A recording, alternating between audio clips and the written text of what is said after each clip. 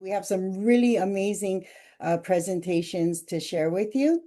But before we get to that, I'm going to do a little bit of the talking. So sorry, I'm not that exciting, but I want to sort of set some context. And first of all, welcome you to the Philanthropono Hōʻike. This is a program that is currently sponsored by the Office of Hawaiian Affairs. However, when we were prior to being funded by the Office of Hawaiian Affairs, we were also supported by the Roberts Foundation. And so we want to just extend a big mahalo to those two funding sources. This Hōʻike is really a traditional method of assessment that allows our learners to demonstrate and share the skills that they've acquired through the actual practical application of the knowledge that we've been sharing and learning. And while our review panel consists of experts, we also value the role of the people who join us. And so we really want to encourage your active participation. But of course, wanting to create a community space, we do have some information that we'd like to share with you about how we want to behave in this space. We are going to be in the chat sharing a program with you that also has all of this information, as well as some really great information from both our presenters as well as our panelists. And so we do have moderators who will be in the chat, making sure that your comments are supportive and are safe. We welcome you to turn on your camera. We love to see everybody's faces, but we do ask that you mute and put your microphones on mute. We would love for you to share and be engaged in the chat and encourage to use reaction emojis such as clapping, hearts, or thumbs up. If you have any technical issues and would like some support, please put that in the chat. We do have two staff members here monitoring the technology. You're welcome to rename yourself based on your organization or community. Also, I think I already said this, but we are putting the program in the chat so that you can see all this information and you have access to this. So let's jump right in. I am so excited. These people have been working really hard for 12 weeks, not only participating in our work, but developing these amazing programs and doing amazing work out in the community. Philanthropono is a program provided by Changemakers Community Economic Development Corporation, and we're really committed, to providing emerging fundraisers with strong foundational rooted in Indigenous values. This means that our work is not just about raising funds, it's about cultivating stewardship, engaging with donors meaningfully, and building lasting relationships. So today I've already done some opening and welcome.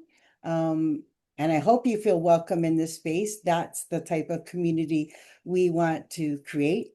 I'm going to go briefly over some introductions of both our participants and our guest panelists.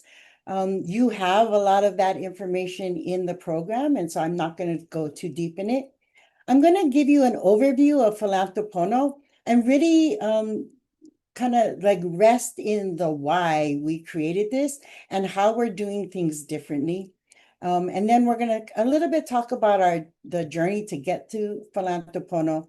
And then we're going to open it up and we're going to get to hear some amazing presentations done by our participants in the first Philanthropono Hōʻike cohort. And we're going to talk a little bit, after that, we're going to take a little break and we're going to break out into breakout rooms in order for us to really have community and conversation. And then, of course, we'll end with just a sincere mahalo for your participation. I hope that all sounds okay. Let's see. Hold on.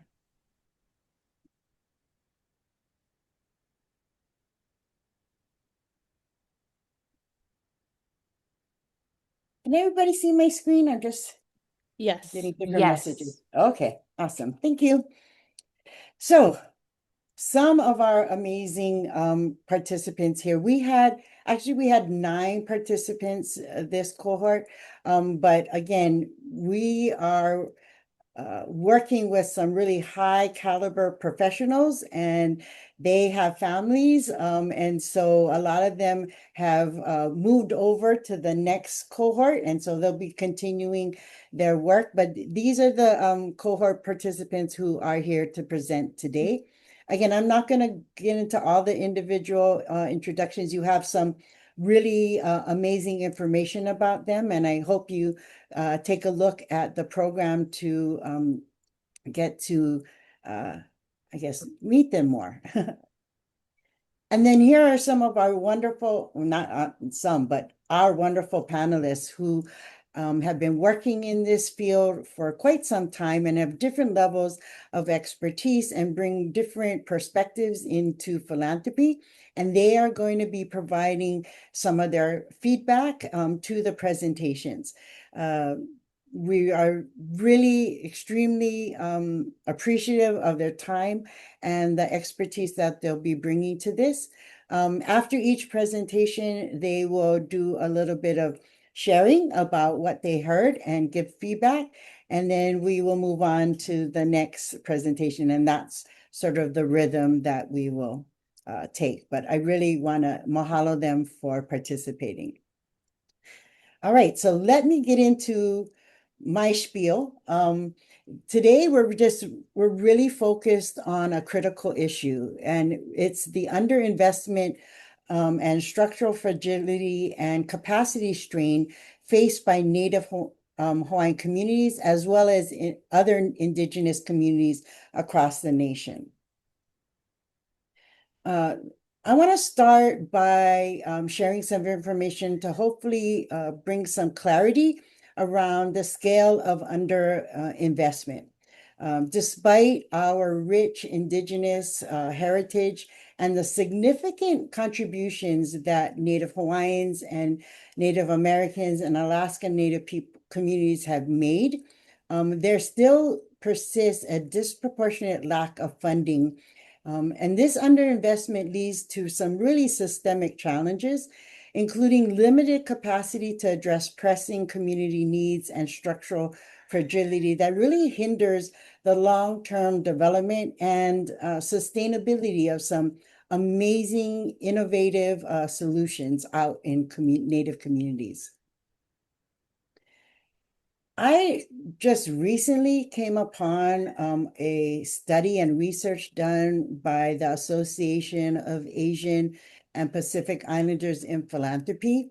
I had seen some data related to Native American and Alaska Native people that had the amount of 4 cents of every $100 given by philanthropy going into Native communities. And so when I saw this research about that Native Hawaiian communities receive less than 2 cents of every $100 dispersed by philanthropic organizations, it really stopped me in my track. I kind of knew it, but it was really shocking to see that comparison of 2 cents for every $100. At the same time, the nonprofit sector contributes over 5% of the US GDP and generates $1.4 trillion in economic activity. I need 2,200 added to my divvy to pay this invoice. Yeah. Oh, sorry. Okay. So we have communities doing the work, carrying the solutions, innovating for the future, but receiving pennies for all of their hard work. It's not just a funding gap. This creates a system problem. In this slide, you can see that we're really focusing on the limitations and constraints of current funding for Native Hawaiian communities, but this is also for other communities as well. I was able to, through some work we're doing with Social Change and Five and Rising, I was able to meet and access what are they called? Nonprofit finance fund, who does a huge sort of system, nonprofit, national study related to nonprofit organizations and what's going on with them. And I reached out to them and was able to ask them to pull data as it relates to Native Hawaiians. And this was what I saw their responses were. And this was for Native Hawaiian nonprofit organizations and those serving Native Hawaiians.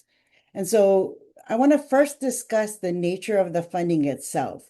One of the things is that much of the funding is restricted or project-based, which means organizations often lack the flexibility to really address unforeseen challenges and invest in long-term growth. Sorry, my cursor's in the way. You'll notice that in this data that funding is heavily concentrated on certain areas, such as Oahu, which kind of makes sense because of the large population, and then Hawaii Island, where I live, coming in at a second, and then also Molokai, Maui, and Kauai. Now, this data doesn't take into consideration the funding related to the Lahaina fires. And so this may be a little bit more skewed related to the different islands, but this was prior to it, prior to the Lahaina fires. The funding landscape is overly dependent on a few funders. This dependency can make organizations vulnerable, as challenges in these funders' priorities can have significant impacts. I think a lot of us are seeing that now. I know that Native Hawaiians or nonprofit organizations are really good at writing grants, and in particular in accessing federal funds, particularly when it's focused on Native communities. But there is a decrease when it comes to both foundations and in particular looking at a more diversified funding portfolio, including individual donors. General operating support, which is crucial for organizational sustainability, makes up a mere 17.8% of the funding. This lack of flexible funding limits the capacity of organizations to effectively meet their community's needs.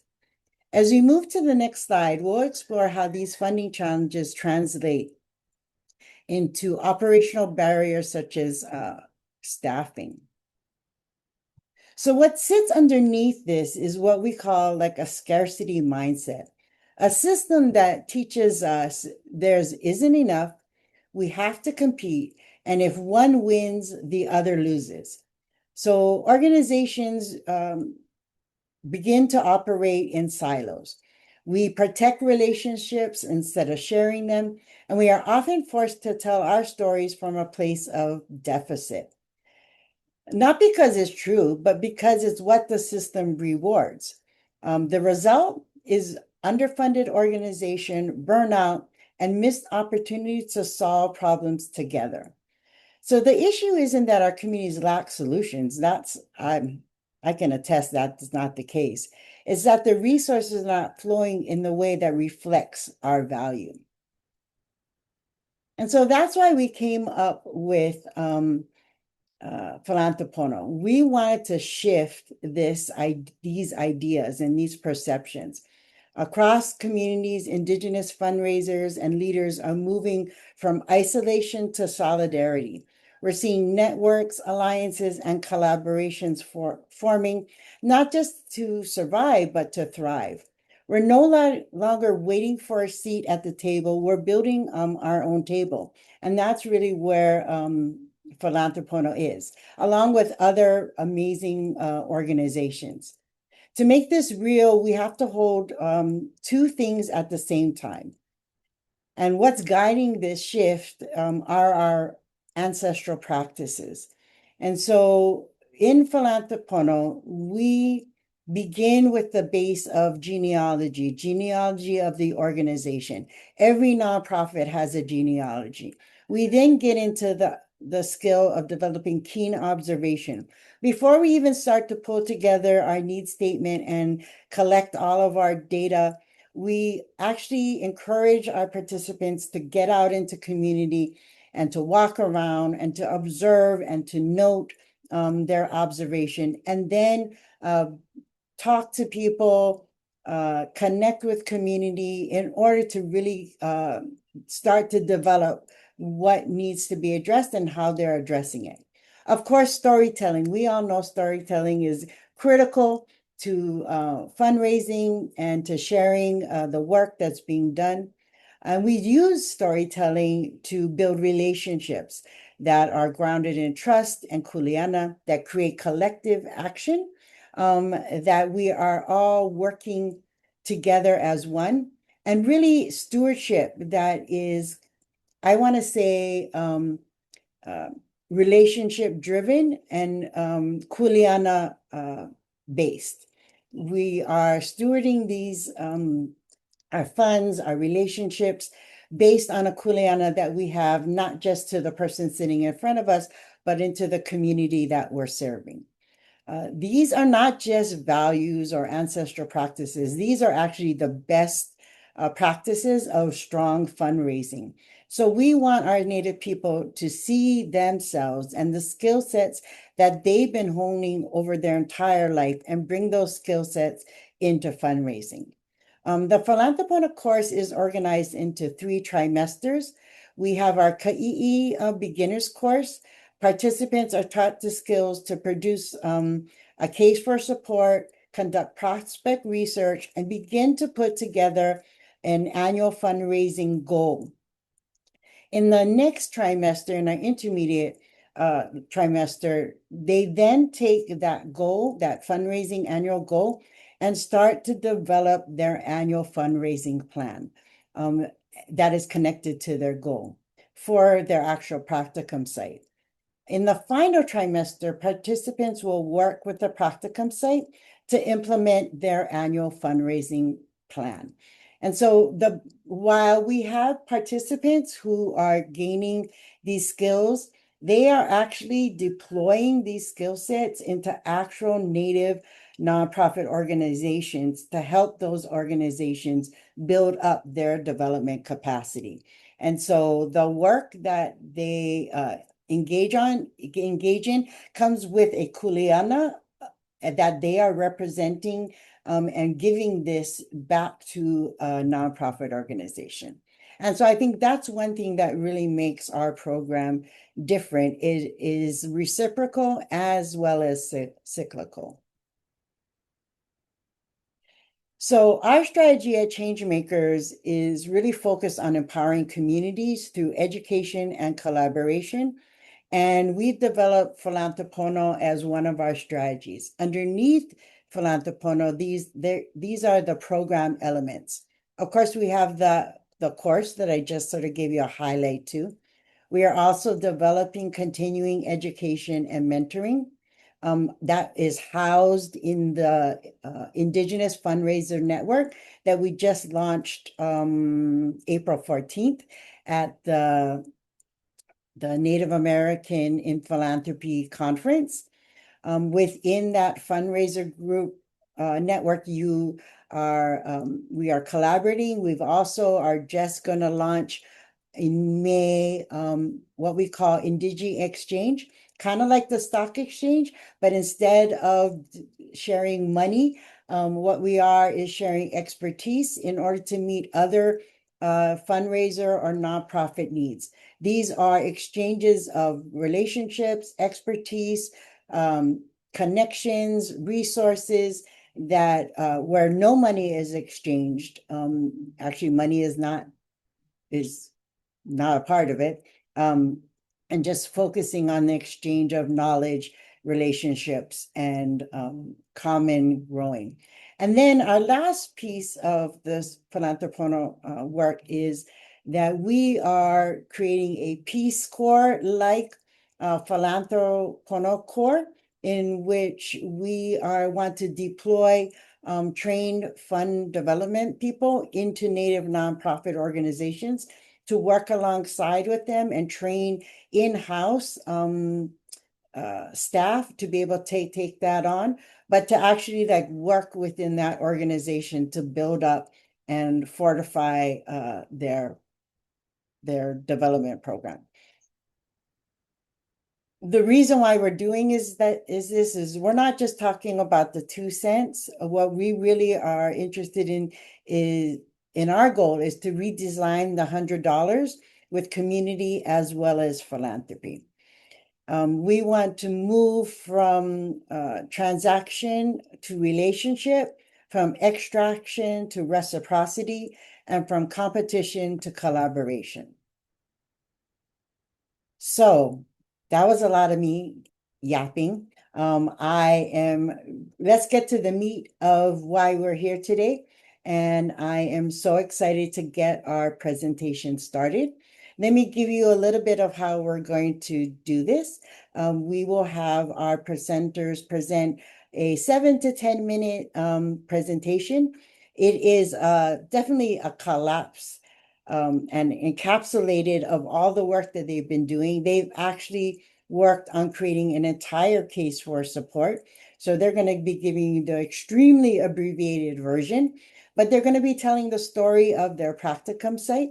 Some of our people actually work in the practicum site. Some were actually got to select a practicum site that they are not connected to, but have an aloha for.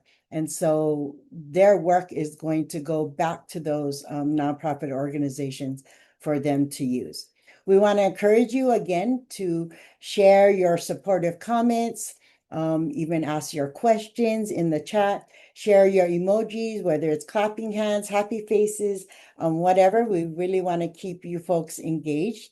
And so let's get started.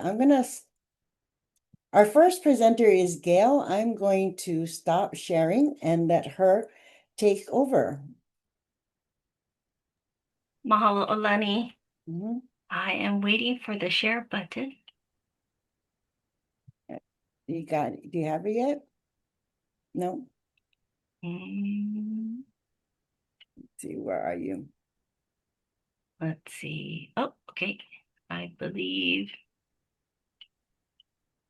screen 2. There we go. There we go. Just reposition a few things. Yep. We can see it. Oh my.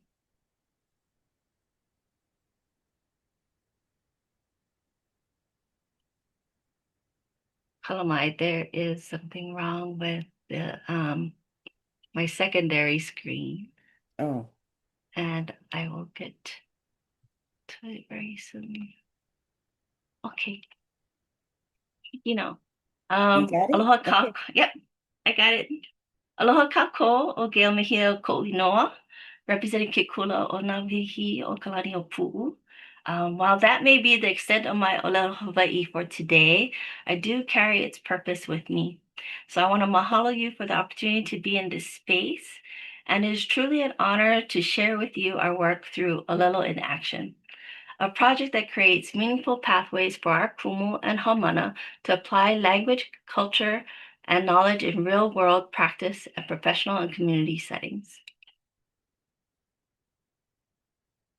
Nawahi serves approximately 550 students across campuses on Hawaii Island, with our main campus in Kea'au and a satellite campus in Waimea, as well as an additional satellite in Waianae on Oahu. Our school is named in honor of Joseph Navahio Kalaniʻōpuʻu, who is a Native Hawaiian patriot, legislator, newspaper publisher, and educator. And he championed the Hawaiian language literacy, political self-determination, and intellectual sovereignty during the final years of the Hawaiian Kingdom. Nawahi understood that language is more than communication. It is the foundation of governance, identity, and national continuity. Through his leadership, he asserted that education conducted in Olelo, Hawaii was essential to the survival of the Lahui. Carrying In carrying his name, our school embodies not only language revitalization, but a legacy of intellectual resistance and civic leadership. Today, that legacy is guided by Dr. Kawanoi Kamana, Nawahi's principal and leader in Hawaiian language revitalization for over 40 years. As an associate professor at UH Hito's College of Hawaiian Language, her work in language, culture, and education continues to shape Hawaiian medium learning across the state. So what does Hawaiian medium learning look like in practice? If you were to step onto our campuses, you wouldn't just see Aloha Hawaii on signs. You would hear it in Hawaiian. You would hear it. So Hawaiian is the language of daily life. It is spoken in conversations among faculty, staff, and students. It is the medium of all classroom instruction, and it is used in governance meetings and communication with our ohana. But even with this strong foundation, we began to ask ourselves an important question. What happens when our students leave campus? Where do they see Aloha Hawaii in the world beyond school and their homes? Where do they use it in community and professional settings, in STEM fields, or in careers they aspire to pursue? Because what we found is this: while our students are highly proficient in the language, their opportunities to apply Aloha Hawaii in real world professional contexts are still limited.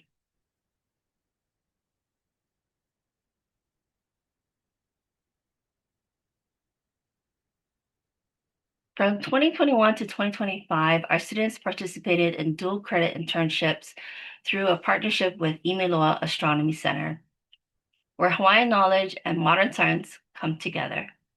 These weren't simulated experiences, they were real. Students like Nawahi Senior Auli'i Kapulani worked alongside astronomers, visited Mauna Kea, and contributed to projects with institutions like the Canada-France Hawaii Telescope and the University of Hawaii Institute for Astronomy. They helped name scientific instruments and even contributed to a NASA mission proposal.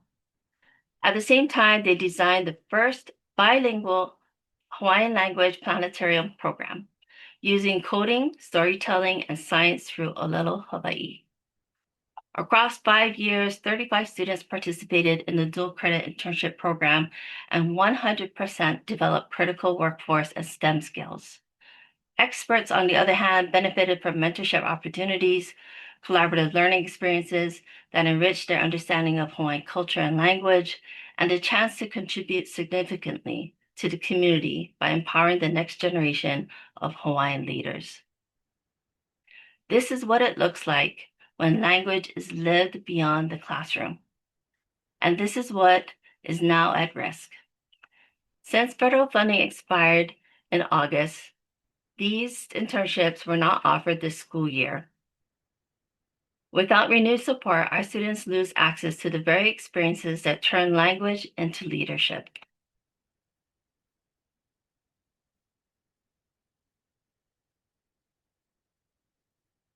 Before this program, our kumu were already deeply committed to culturally grounded teaching. They taught through Aloha Hawaii and embedded Ike Hawaii in their classrooms. But they were asking a critical question too.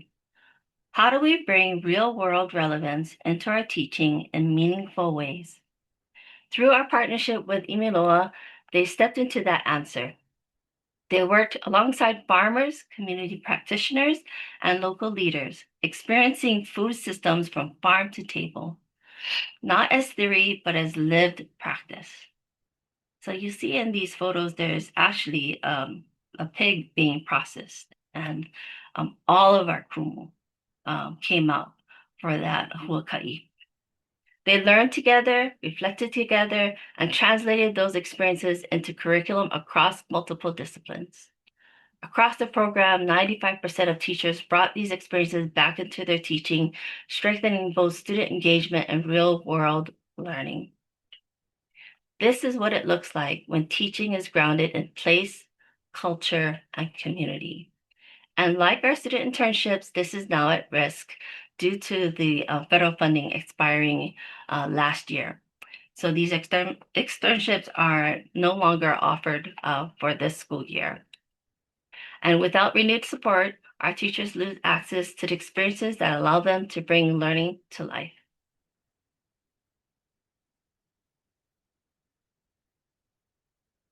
The third and final component of Olelo in Action is AINA-based experiential learning opportunities across K-12 settings, utilizing environments such as school gardens, community sites, and STEM-focused projects. These hands-on experiences are grounded in ʻIke Hawaii and designed to connect language, culture, and academic content. Students engage in interdisciplinary learning that strengthens both their linguistic proficiency and their understanding of natural and cultural systems of Hawaii. I must underscore this point. Nawahi does not simply educate students. We raise the next generation within a living genealogy of language, culture, and community. When students understand this shared kuleana, student success follows.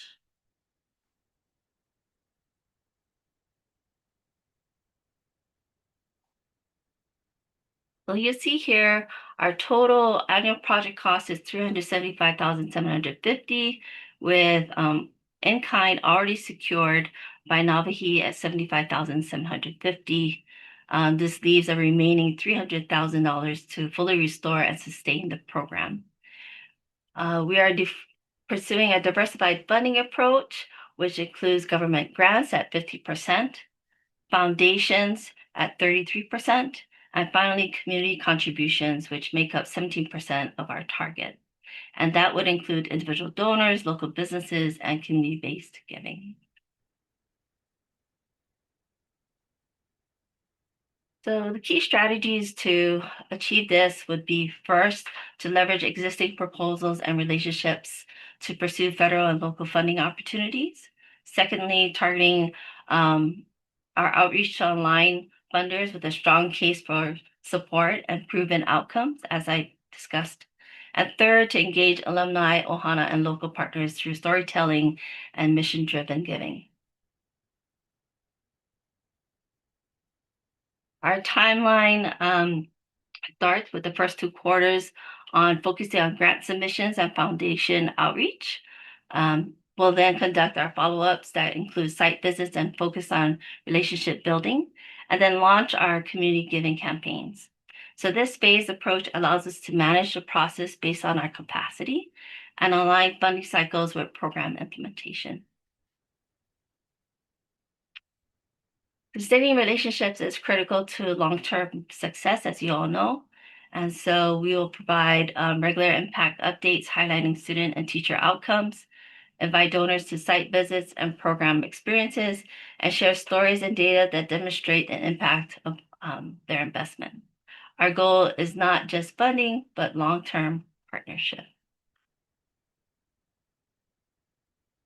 Nawahi is well positioned to implement this plan. We have experienced leadership and grant management, established partnership with Imiloa and UH Hilo, and a proven track record of program delivery. At the same time, we recognize the need to continue strengthening fundraising capacity, particularly in expanding individual and community giving, as Olani mentioned previously.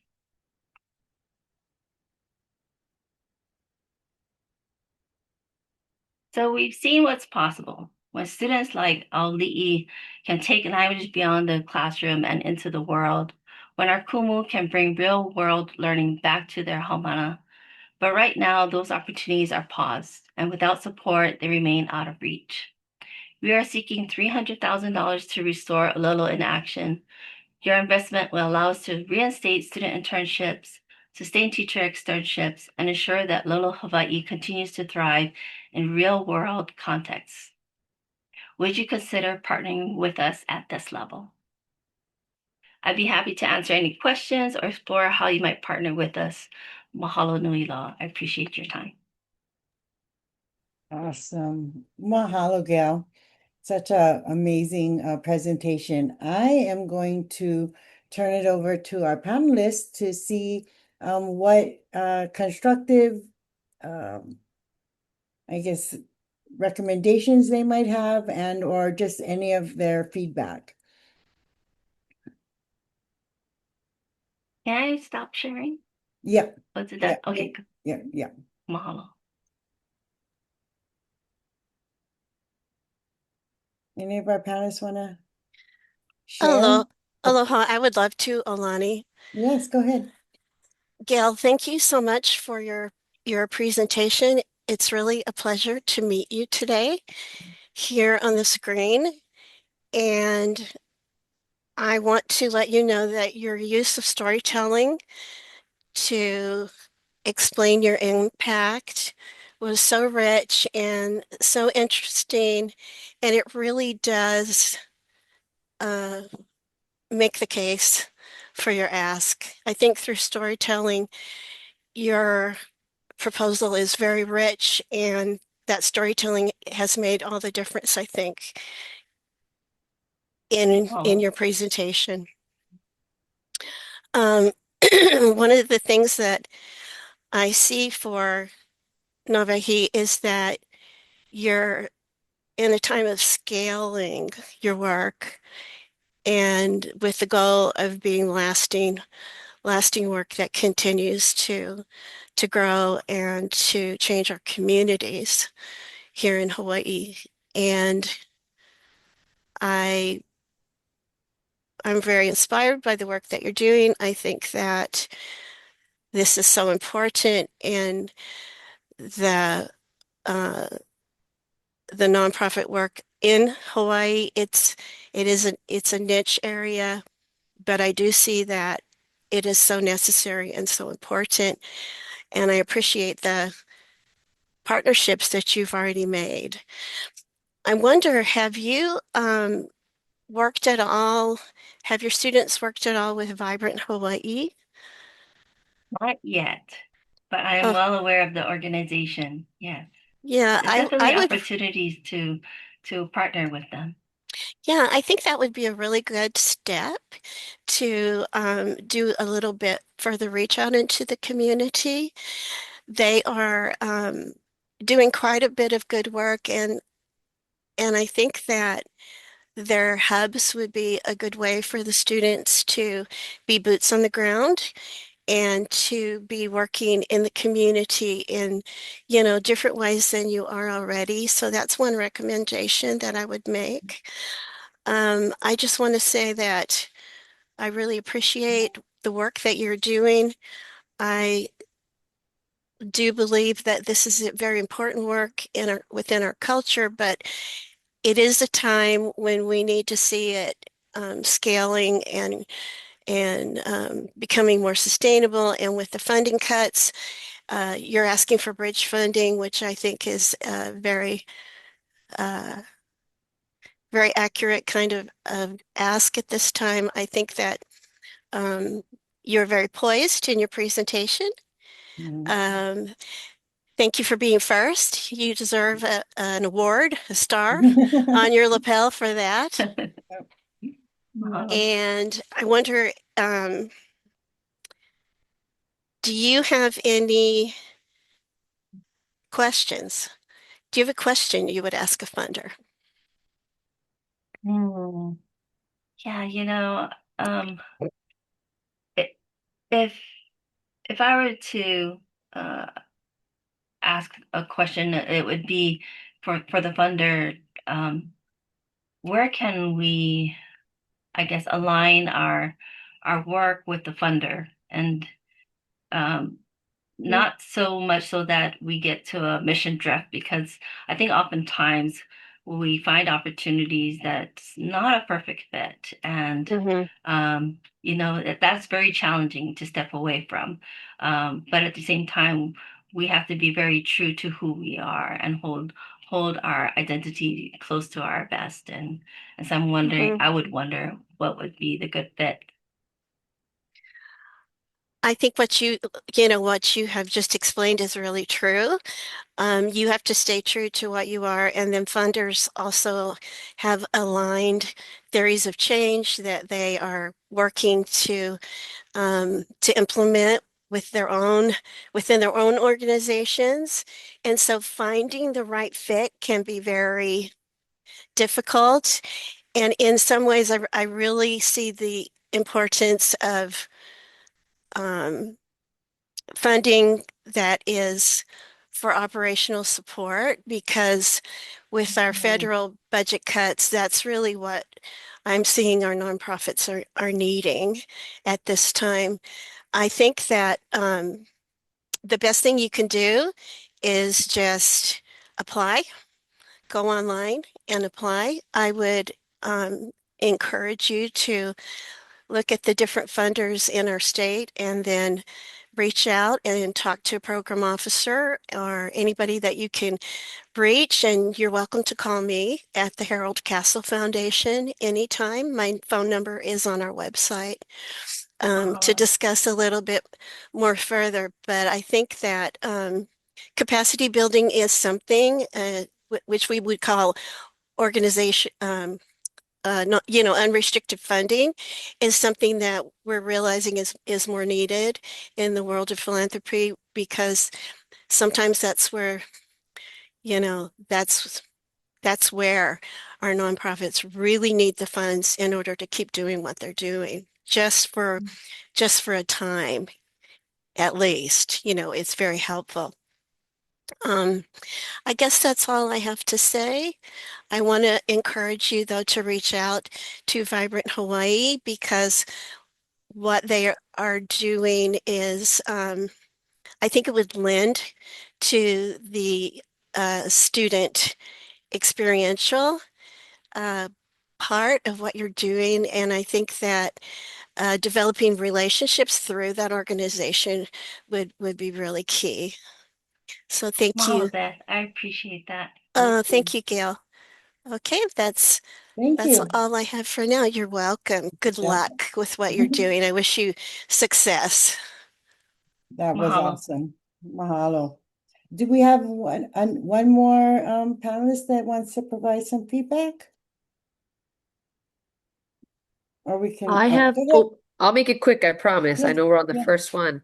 Mhm. Danny here from the Roberts Foundation. Hi, Gail. Thank you Aloha, for your Danny. present. Hi. I just want to start off kind of almost echoing Elizabeth. I love the storytelling of Navahi explained to me myself how who Navahi is or what the school is about. I'm born and raised here in Kailua Kona on the Big Island. I have friends that have attended, friends' kids now that attend. And when they say I go to Navahi, I'm like, great. And I have no follow-up. I'm, ashamed to say, but I don't know enough of Navahi. Here at the Roberts Foundation, we have a private family foundation and we focus on youth, and we haven't gotten into charters or immersion schools quite yet. Not because of lack of interest, not enough maybe visibility on our end, or we're focusing on the DOE because it's a bigger entity. I love that so for me, you've painted the importance, not that I ever doubted, but painted the importance of keeping this community and culture and not just graduating and raising kids, but they're the next leaders and community contributors. So you've really painted that for me. Um, I do have one question. So going on kind of like the annual fundraising and plan overview, you showed us your budget and the foundational goals to reach is about $100,000. In the past, about how many private foundations or partners have you had in the past? And do you currently have any um, foundations that are supporting Navahi? Mahalo for that question. I think the challenge with Navahi is, as you know, we're a public charter school and we're part of a P20 system. And so our 9 to 12 grades are um, associated with Hilo High School out of the DOE. And then our K to 6 is our charter school through UH Hilo. And then we have our Aha Punana Leo, our nonprofit arm. And so we mainly go after federal funding. And the reason why I took this course is because we need to diversify our funding. And when we lost that federal funds, that was a big hit to us. And so currently, we don't have any private foundations supporting Navahi. Right. Okay, so now I understand better. So this is what they talked about, capacity building, bridge funding, Hmm. tried to get the diversification. Awesome. All right, bye. Alrighty, thank you. Mahalo. Thank you, Danny. Was that it? Yes. All good. We can move. We can move on to our next presenter. Again, thank you, Gail, for going first and sort of breaking the ground. I am very pleased to introduce you to Jennifer Crawford. Her practicum site was Halekipa. And so we just want to really welcome her and look forward to hearing her presentation. Mahalo nui olani. Can you, just before you go on to mute, can you hear me okay? Is the audio Yep, I on? can hear you perfect. Okay. And I can see your Awesome. screen. Okay, awesome.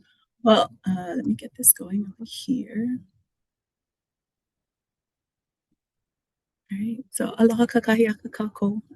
Again, mahalo for being here. I'm Jenny Crawford. I am from Nanakuli on Oahu. I am currently residing in Hilo. I am here representing Halekipa, and today we're going to celebrate 5 decades as a friend, being a friend to Hawaii's youth.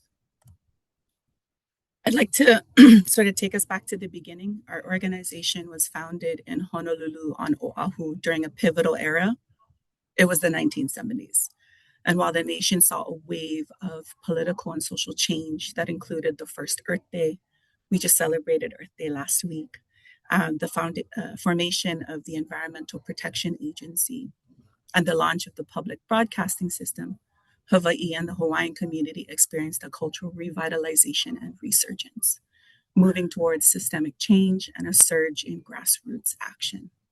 The Hawaiian Renaissance, as we know it, is marked by the birthing of Hokulea and the Polynesian Voyaging Society that reconnects us to our ancestors and our voyaging genealogy.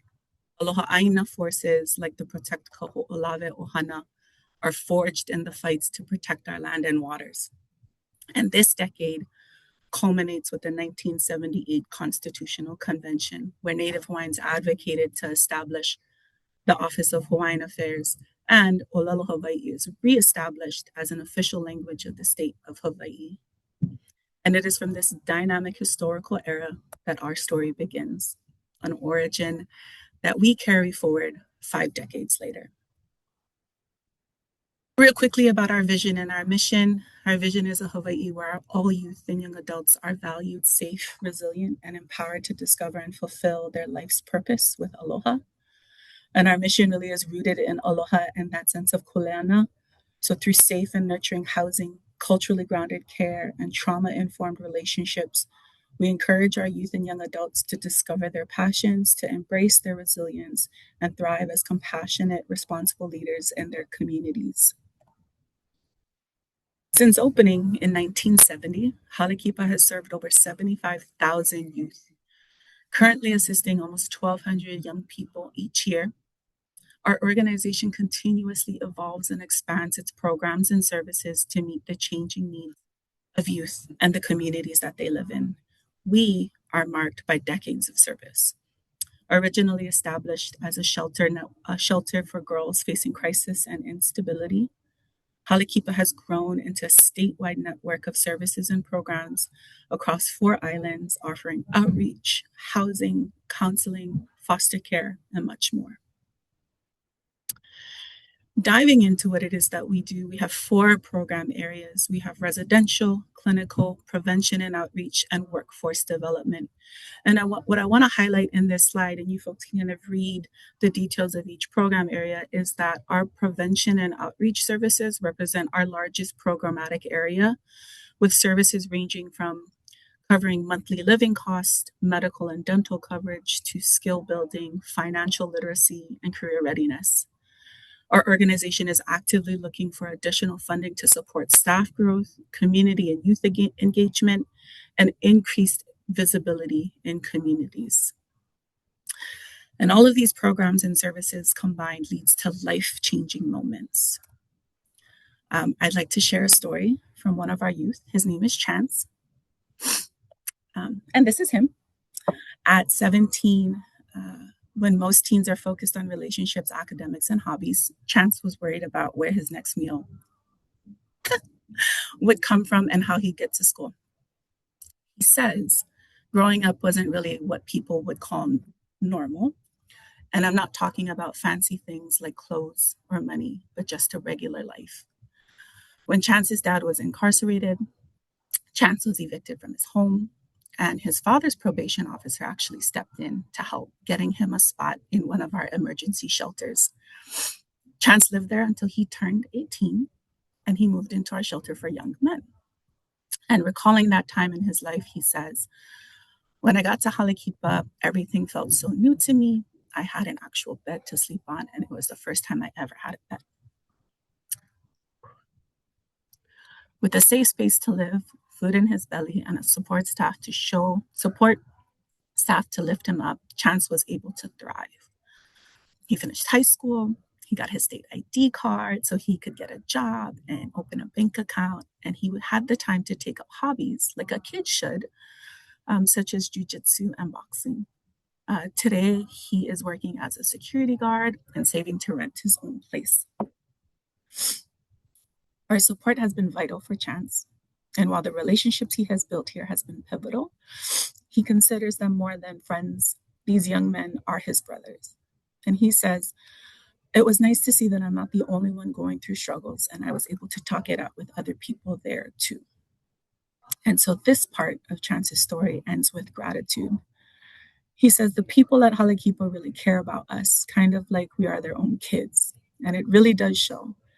They go out of their way to do things for us, which they don't need to do, but it's really appreciated. And I honestly never thought I would be able to do any of the things that I've done, let alone get a job, but I'm glad to have the support.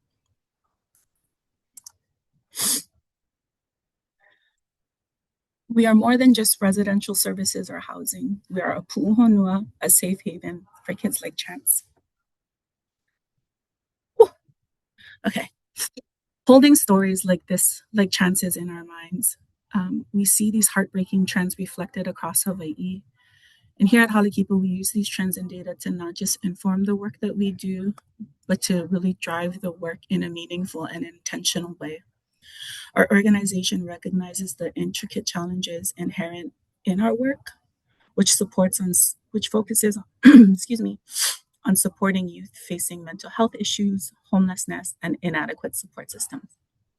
We acknowledge the persistent underlying systemic barriers that include financial hardship, resource scarcity, complex living situations, cultural and historical barriers. But for today, I want to look at two areas of data. And the first is housing for Hawaii's youth. At 43%, Native Hawaiians and part Native Hawaiian children in foster care exceeds the state average at 34%.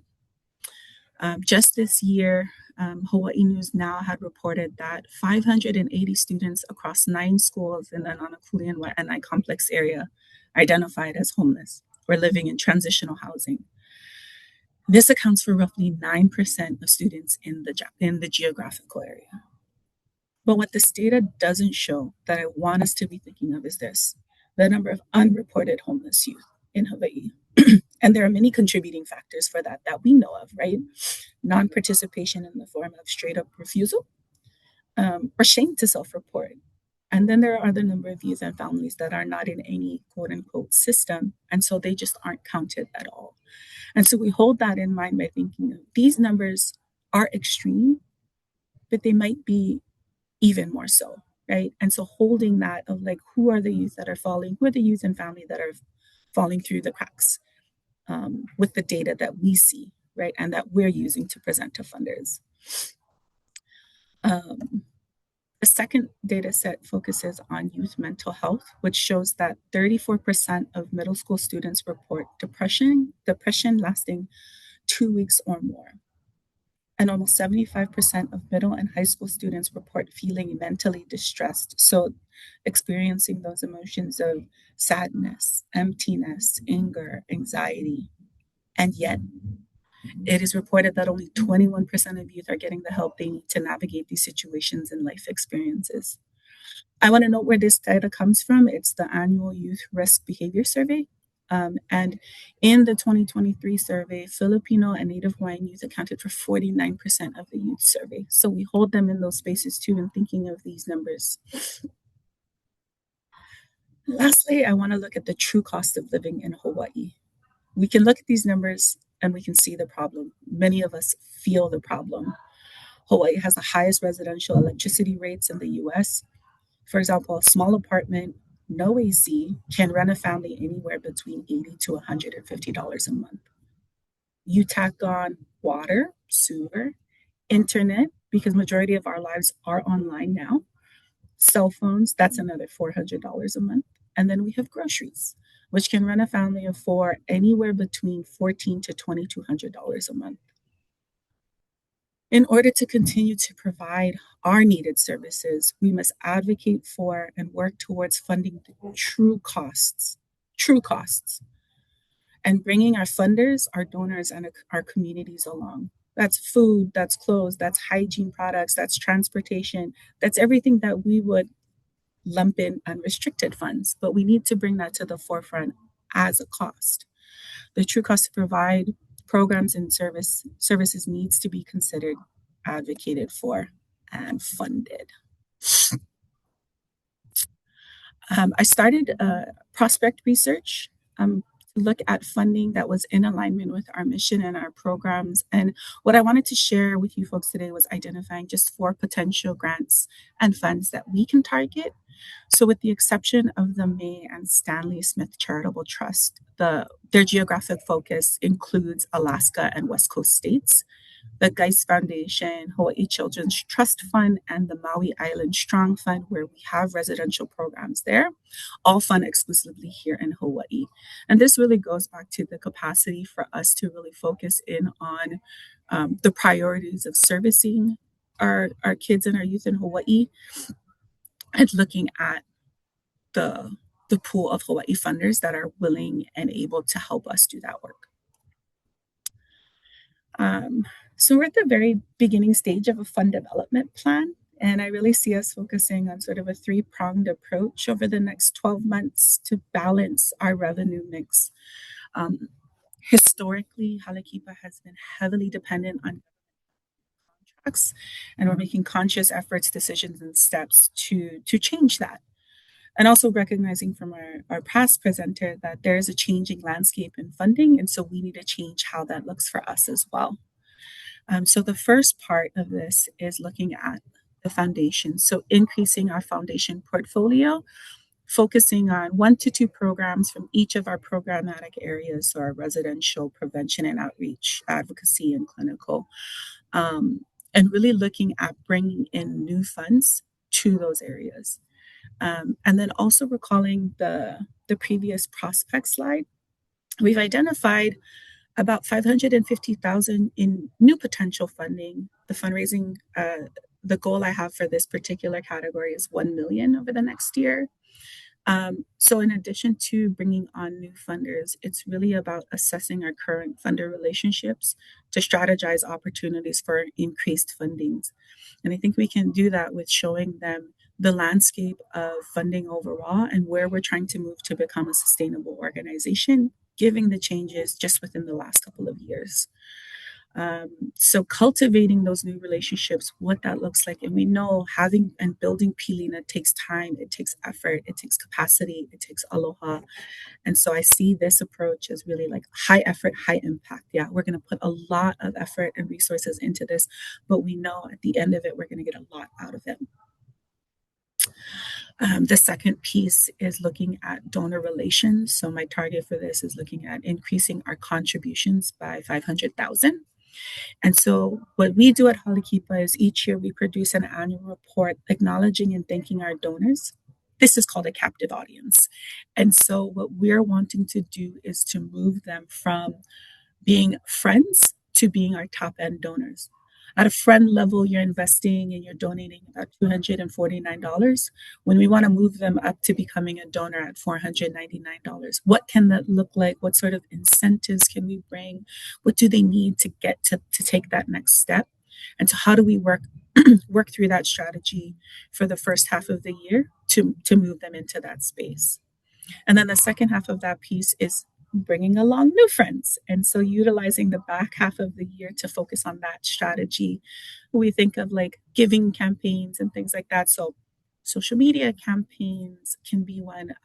Sending out postcards is a good one that we can do too. And I focus this, sorry, I identify this one as, again, high effort, high impact, right? Who's calling our donors to reconnect with them? How are we doing that? How are we setting up those feedback loops to get information out in a quick way? And then our last part of this approach is looking at fundraising events. And so increasing our fundraising through just events only by 120,000. And that may not seem like much, but that would double our fundraising amount from just this past year. In doing this, we're going to look at evaluating our legacy events and strategize scalability, right, up and down. So how are we taking the template that we have from our event and saying, could we scale it down and increase the touch points that we have? Could we look at using in-kind donations to offset the cost of what it takes to put an event on? Again, speaking back to the capacity to increase touch points with donors, our funders, the general public throughout the year. So social media campaigns, online auctions. And I think of this as sort of like medium effort, low impact. One thing I'll say for this, though, is that in all three areas, we really need to leverage our board. Hōʻike's board of directors is composed of seasoned leaders from various sectors, including business, education, philanthropy, and advocacy. Diverse backgrounds, extensive networks. We need them as champions in the boardrooms that they sit in, not just ours. So what are we looking at with our board's annual giving, and what does that mean when our leadership, our staff, our communities can see that kind of commitment? How do we plug them into, and I'm specifically looking at our donor piece and then also our fundraising event piece as well.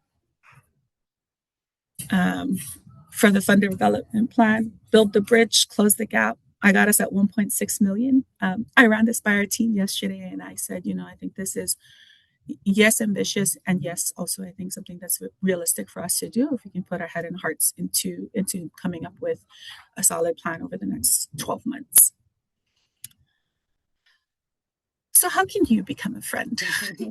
We're getting started on a new donor strategy right now. That link is at the top. It will take you to our donation page. But what we really wanted to say is that every donation has a direct impact on a young person in need. When you think back to that slide about a true cost of living, I want folks to see and recognize like what your dollar does. And so these are just some of those examples. $25 buys a hollow transit card to keep our youth connected to school, to work, to going to doctor's appointments, dentist appointments. $50 can buy them hygiene kits, things that we don't really necessarily think about, but you could be like the toiletry bag, your toothbrush, toothpaste, your shampoo, conditioner, and even like a mini first aid kit. $100 could buy a week's worth of groceries, which is huge, especially now. And then we look at $2,500 provides emergency shelter and counseling services. So for us, really tying it back into how you're directly supporting the programs that we have and the work that we are doing. And I'll leave you with this quote. This is from Brandon, one of our youth at Hōʻike. And he said, I hope that one day I can invest in someone else's life, just as Hōʻike did for me, and make a change. I'll leave this audience with this little gift that I have. Mahalo nui. I just want to say mahalo nui to Hōʻike, to Venus and Ron, who are on, and their team, Gwen and Connie, for sharing their time in Ike. And to Olani and Doris for this amazing opportunity. And then also shout out to the amazing cohort that is on today for all the hana that you do and aloha that you share. Thank you for being a friend. Awesome. That was fabulous. Thank you so much for sharing. We're going to, and thanks everybody for emojis. We're going to kind of condense the panelists. So Israel, if you wouldn't mind maybe providing feedback. I would be absolutely honored to. Awesome. That was incredible. So just to start there, thank you so much for sharing. You did an incredible job. And I'll go through all of the different ways in which you did an incredible job. But it was really an amazing presentation that I think did an excellent, really amazing job just sharing about the work and the need. So I wanted to just say, like, the way you started off, I really appreciated that context at the beginning, right? You didn't assume that context of understanding all of these different topics and issues. And I think that's something that's really critical. Oftentimes we're so deep in the work that we assume everyone else kind of gets it at the same level that we do. When you're having these conversations with funders and donors, it's so critical to be able to kind of help them kind of get to where you are. And so you did such an incredible job of doing that. I thought all the different data points that you used were so compelling. They were the exact data points that I wanted. As you were going, I was like, oh, I wonder what this is. And then it was like, oh, you said it. Perfect. Amazing. I'm glad I understand that point now. I think you did a great job also talking about kind of how the organization adapts over time and how you're meeting the need and making sure that you're on top of the different data. Some of the just like these basic things of just like doing a really good job, making sure that the geography was clear, that the program description was clear, all of these things, again, that as a funder, I'm always kind of like, you're looking out for. You're like, does it meet this guideline? Does it align with this service? All of these things. And it was just like, check, check, check. So again, just really fantastically done. I think also just the way that you ended with kind of showing those amounts and kind of the way that donors can impact organizations, right? Not every organization can do that, right? It's not always like, oh, $25 does this. But when you Yeah. can do it, doing it is so important and so valuable because it really, again, does kind of draw those clear lines. So I thought that was amazing. Um, Two like small constructive things, and these were again like very, very minor. One was you shared about the scale of the need closer to the end of the presentation. I would recommend in the future potentially kind of moving that up to the beginning, because that helps kind of go from this place of what is the problem and here's how we're solving it. And so because we're solving it, invest in us to do this thing rather than kind of changing that order around. So that was some of that data that I was like, I want this, I want this, I want this. Then you gave it to me, but it would have been helpful just as kind of like as I was going through the presentation to be able to hold all of that as you were sharing all of those stories. Of course, also the individual story you shared is so incredibly powerful, and I think that does an amazing job, rooting in the work. And then the last thing I was going to share was just on the budget pieces when you were mentioning kind of where you wanted to go and the growth that you wanted to see. The one thing that I was kind of looking for that I would recommend adding is just kind of like what the baseline is now and what the budget looks like more generally. Because you talked about, for example, like a $500,000 increase, and I was like, $500,000 increase over what? Because that's either really ambitious or not so ambitious, right? And so it's helpful to understand. And I think you did that really well. You mentioned, I think with one of them, you said, like this is where we are now and this is where we're going. So I would just recommend doing that for all of it and making sure that kind of that budget scale is clear. But again, just an amazing, amazing job. And yeah, if there's any way I can continue to support what you're doing, I'd be so happy to. Mahalo Thank nui for you. that feedback. Yeah, I appreciate it. Yeah. Alrighty. Again, thank you, Jennifer. That was an amazing presentation. We will move on to our next presenter. Up is Hoku, and she's getting her PowerPoint up. Are you And folks able to see it? not yet. It's thinking. It says that you have started sharing the screen. But I Says your screen sharing. Here, let me. I knew this would happen. Technology and me just. Maybe just share again.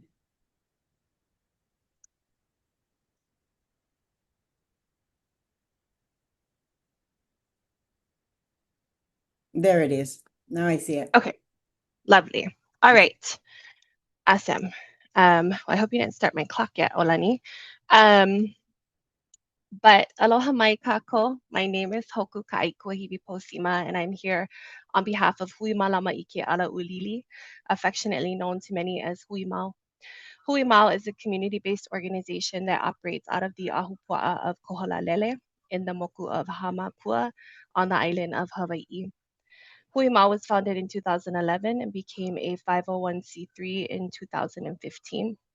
The organization is committed to cultivating kipuka, or safe regenerative spaces, that foster and regenerate the growth of place-based ancestral knowledge, healthy food and ecosystems, and strong ohana with the capacity to live and thrive in Hamakua for generations.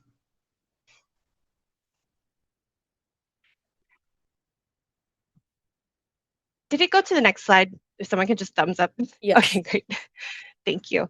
Hui Mao's mission and vision are rooted in place and community, with a particular focus on the collective health and well-being of our people being directly related to our relationship with the land upon which we live and sustain ourselves. Hui Mao has a variety of programs that have widespread impact. Malama'aina programs that focus on the rebirth of our communities' interdependent relationships with Aina, Kalamai.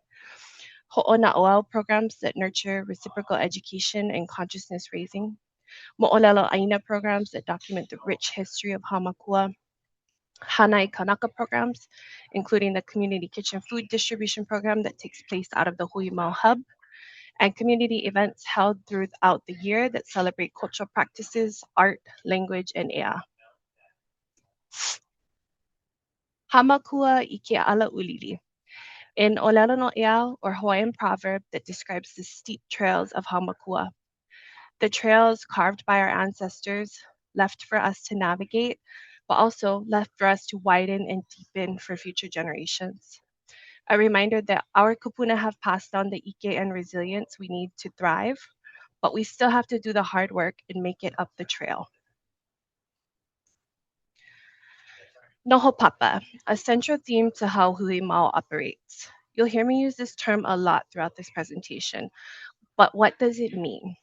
Well, our kupuna defined it as arranged in order as feathers in a hat band, shingles on a roof, placed in rows or regular formation as soldiers. Also, to dwell in one place for generations. To dwell in one place for generations. To add layers of memories, connection, and aloha for a place by living there, working there, being connected to Aina and Kai, and raising your own ohana to deepen that connection and add meaning. That is what it means to be Noho Papa, to be so connected to a place that it is ingrained in your DNA. And the well-being of that place and to you and your ohana are directly correlated to one another.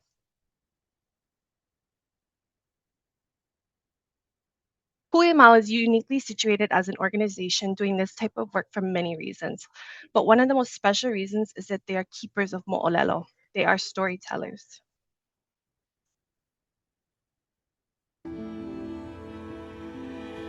When we think about the rehabilitation of a community, the restoration of a thriving ahupua'a, we have to think about not only thriving ecosystems, but really how do Kanaka thrive within the ecosystem of this ahupua'a. That's where our hope and our vision for this place really is to grow the food, to cultivate and malama our aina in ways that are pono, and to also be able to provide space for Kanaka to live on these aina again, and to really become part of this aina again in that deep and meaningful way, to where we have generations that are born on this aina again and are able to call this place not only their home, but their kupuna, their ohana. So that was Hui Mao Executive Director Noel Peralta, and he's speaking to thriving ecosystems, but also thriving Kanaka and community. How do Kanaka thrive in the ecosystems of this ahupua'a? How can we support their ability to live on this aina, grow food on this aina, work on this aina, build relationships with this aina for generations to come? That is a vision of a thriving ecosystem and community thriving in their ecosystem. So a reoccurring theme of what contributes to a thriving community in a thriving ecosystem are access to housing and access to nutritious, locally grown food. Hui Mao has looked into some data to inform future needs and how the organization can respond in the best way possible. So I'm just going to jump in to some housing data. We can see here that over the past 3 years, we have a steady increase in housing costs, with single-family median home prices rising approximately $100,000 over the past 3 years. The forecast shows that these costs will continue to rise, resulting in access becoming more and more difficult. Again, housing is a central factor in how individuals and families organize their lives. Its cost, location, and stability influence nearly every aspect of daily living, from where people work and where children attend school, to transportation options and overall quality of life. In Hawaii, access to stable and affordable housing has become an increasingly urgent challenge. As housing costs continue to rise, many residents are forced to make difficult decisions about whether they can afford to remain in Hawaii. The Hui Mall is currently in phase 1 of a phased housing development that will build an initial 8 farm dwellings for Hui Mall staff to live, work, grow food, and raise their ohana. The development will cover the construction of the 8 farm dwellings, as well as the infrastructure needed to expand housing for approximately 50 staff and their ohana. Providing Hui Mall staff housing allows Koholalele community to be noho papa, to live, work, and raise their ohana in the place they call home. The estimated cost of the housing development is just shy of $8 million. This includes equipment, materials, labor, and the infrastructure that will support the phased development long term.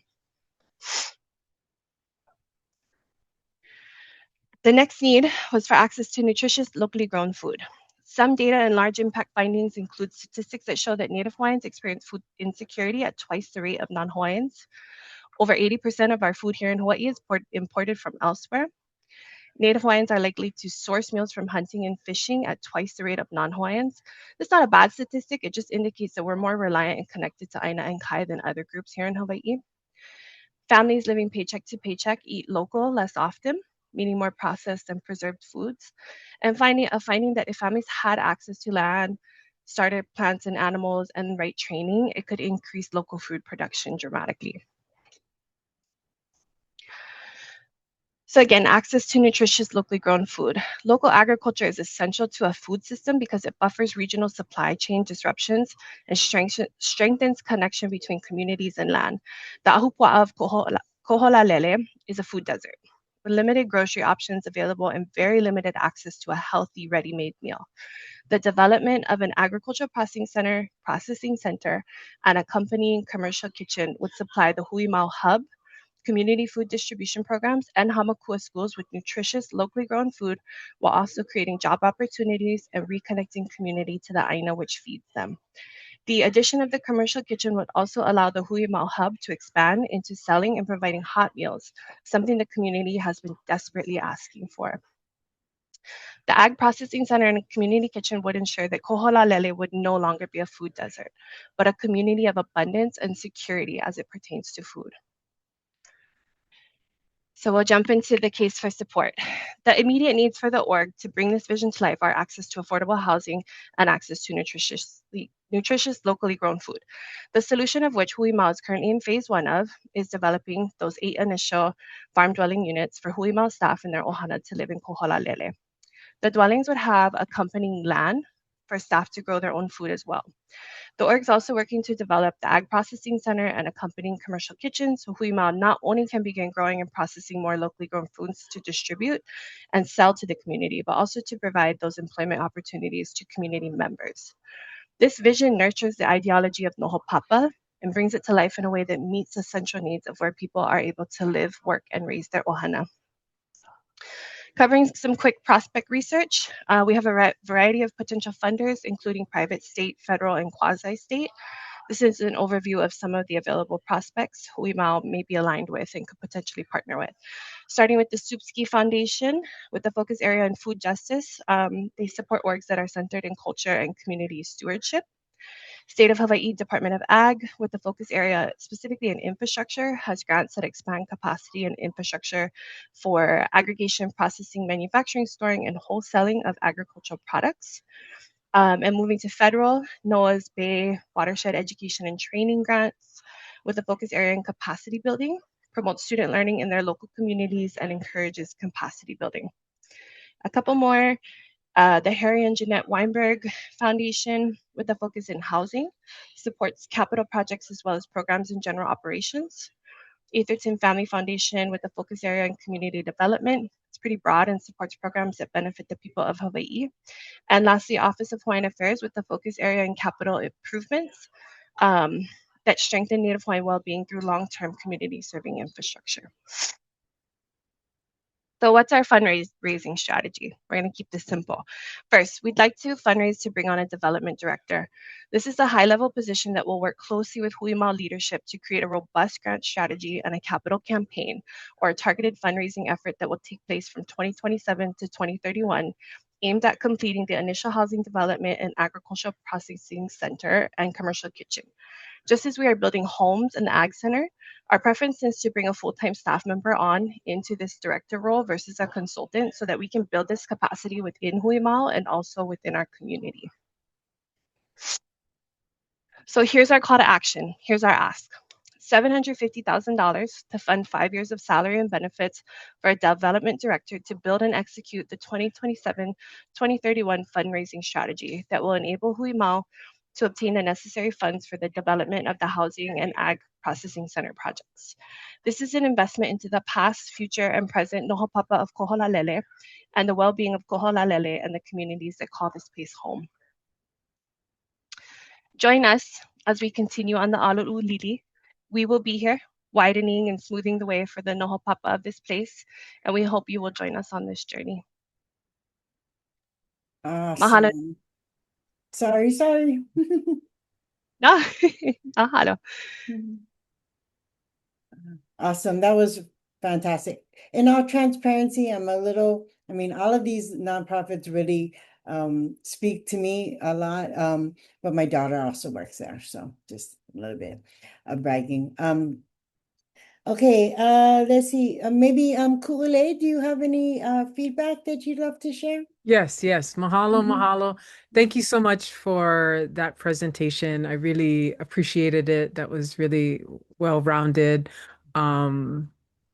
And so I think my first thing, I come from a grant writer and grant reviewer also. So one, I would say what I think for your presentation, what you should open up with is one, what you're creating is a community hub, right?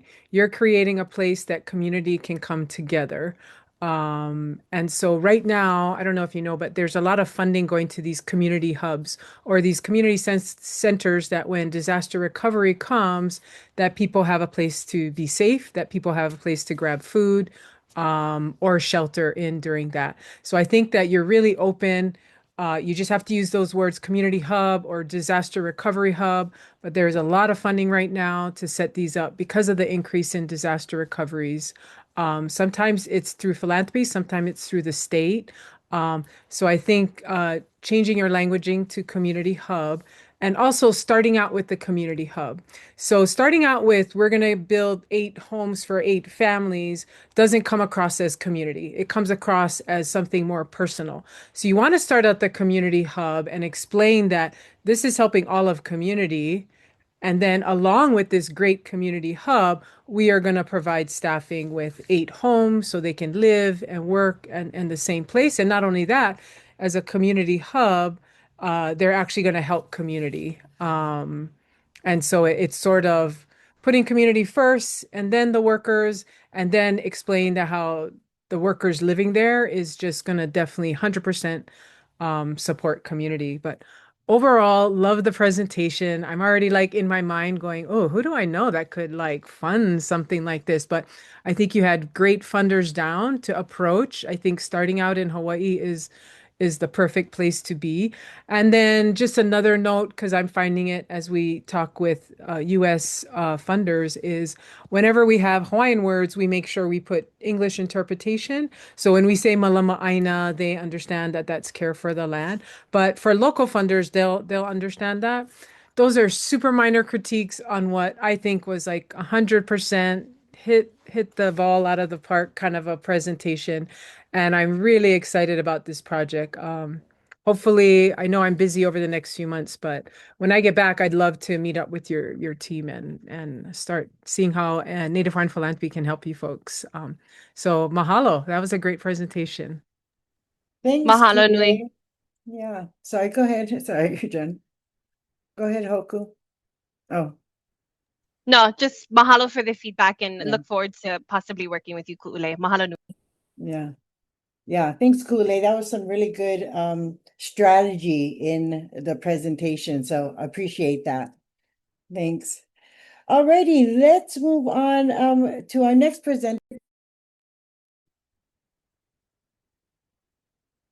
All right. Can you hear me okay? I wanted to make sure. Yep, we can hear Okay, you. good. All right. Let's see if the share will work. Yep. And it will be very hard to follow after those three amazing ladies and their presentation, but I will do my best. All right. Let's see. Is it showing up well? Yeah, now it is. Perfect. Now it is? Okay, Yeah. perfect. Go All ahead. right. Well, all right. Thank you so much for just this time for inviting me into this space. And it's been a privilege to be a part of this class, in this community. I am Casey Wise, and I'm the Senior Program Director for the National Indian Education Association.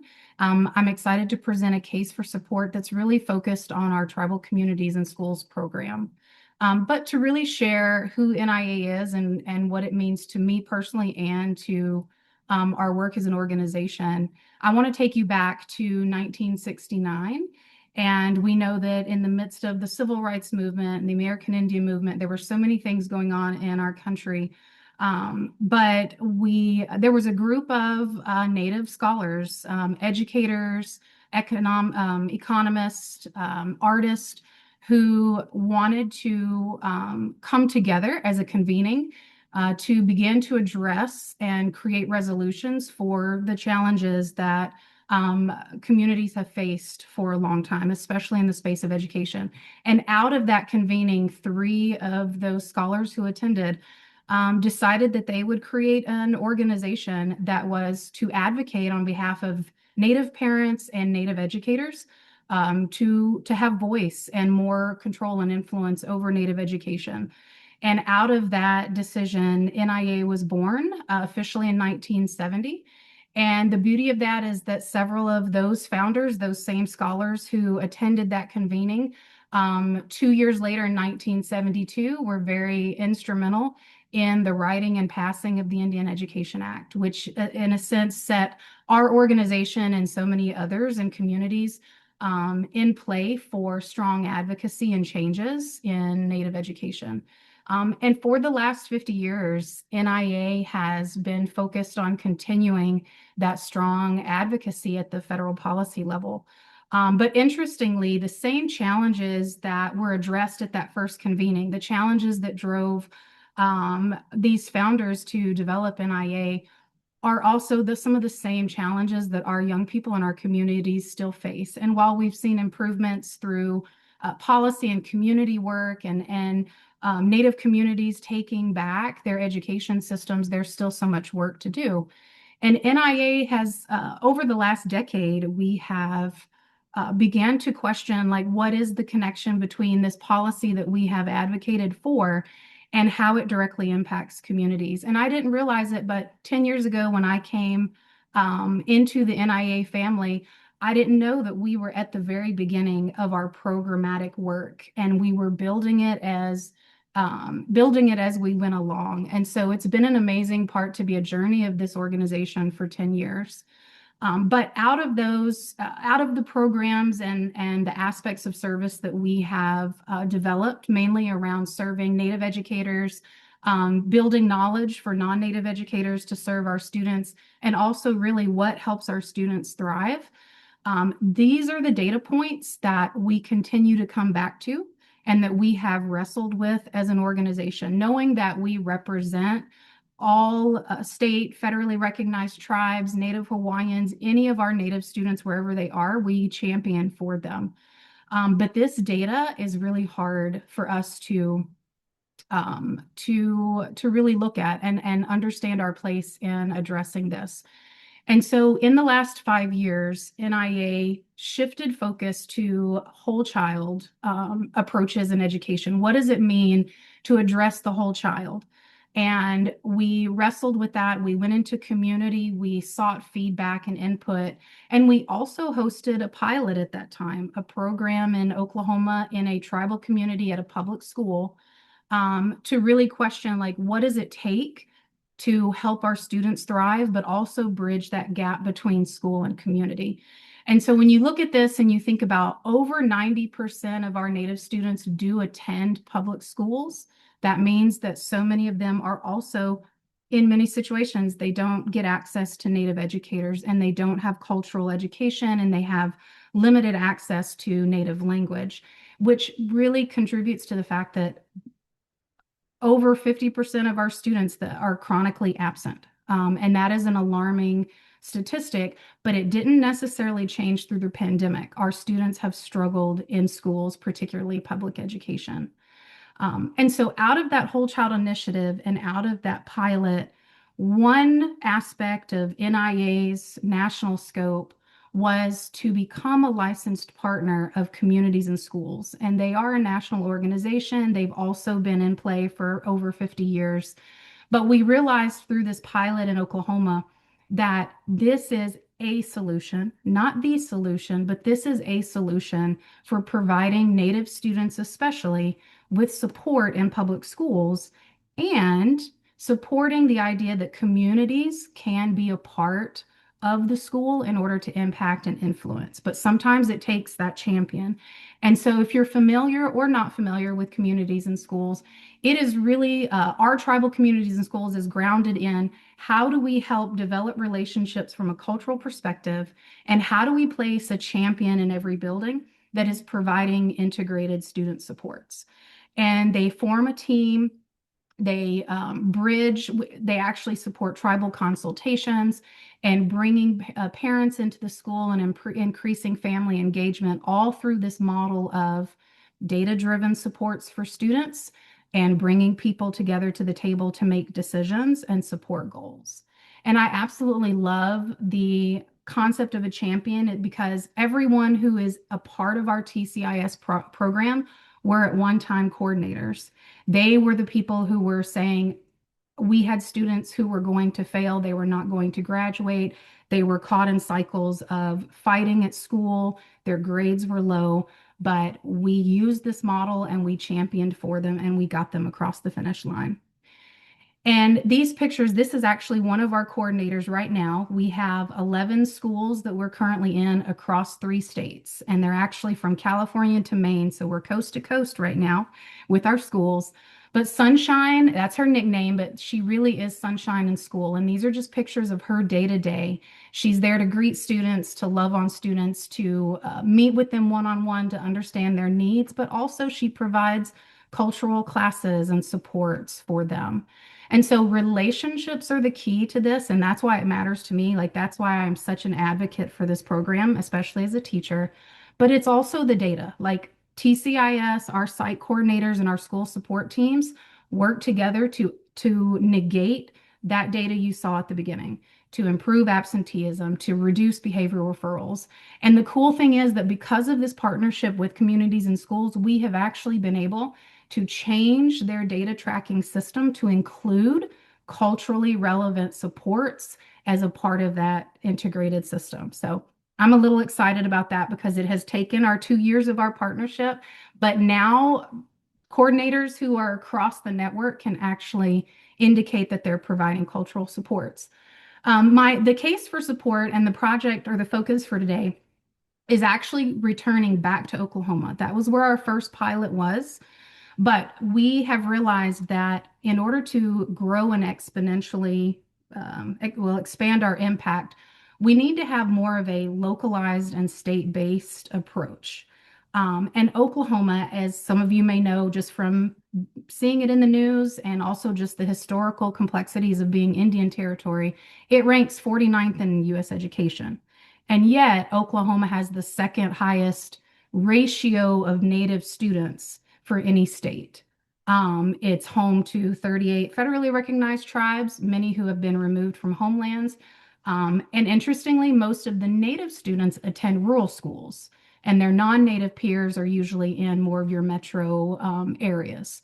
So all of these factors together actually set up a case for us to, I want to say, return to Oklahoma City, because at one point we had an office there, we were growing and our organization shifted directions. But through our Tribal Communities and Schools program, we are pitching a huge vision and a huge dream to be able to show 10 years and beyond impact in Oklahoma by expanding the Tribal Communities and Schools model to 50 to 60 schools across the next 10 years. And we are going to do that in all the quadrants of Oklahoma. This is a huge vision. And the amazing part of it is that our Communities and Schools national partners support that vision and believe in it and are working with us to create that. The challenge of that vision is that it still takes a 2-year startup strategy. We can't just walk into schools. We have to be able to build our team. And our Tribal Community Schools team has done phenomenal work with just a small group of actually 2 people and the site coordinators that they serve in our communities. So I wanted to share our 2-year funding strategy and implementation strategy is on its way. We've already started the groundwork because our Tribal Communities and Schools leadership team is already in Oklahoma. And we have just opened our Oklahoma City office. It's in the Native American Hall of Fame building. So it's just fantastic to be with Native partners.